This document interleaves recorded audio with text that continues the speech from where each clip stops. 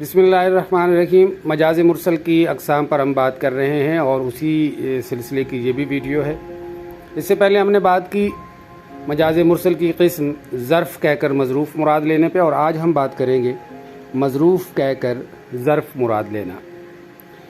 जैसा कि पिछली वीडियो में हम ये डिस्कस कर चुके कि ज़र्फ़ के मानी है बर्तन, और मज़रूफ़ बर्तन के अंदर मौजूद खाने पीने की जो चीज़ है उसे कहते हैं। मजाज मुरसल की इस किस्म में ऐसा लफ्ज़ बोला जाता है जिसका इतलाक़ अपने असल और हकीकी मानी में तो मज़रूफ़ पर होता है, लेकिन उससे मुराद मज़रूफ़ नहीं लिया जाता बल्कि ज़र्फ़ मुराद होता है। मिसाल देखिए, उसने चाय चूल्हे पर रख दी। अब इस मिसाल में कहा यह जा रहा है कि चाय चूल्हे पर रख दी, लेकिन जाहिर है कि चाय चूल्हे पर नहीं रखी जा सकती। चाय किसी बर्तन के अंदर मौजूद होगी और वो बर्तन चूल्हे पे रखा गया होगा।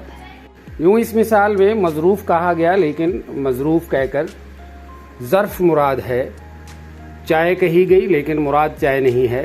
चूल्हे पर केतली रखी गई, चाय की केतली रखी गई, या वो बर्तन रखा गया जिस बर्तन के अंदर चाय मौजूद है।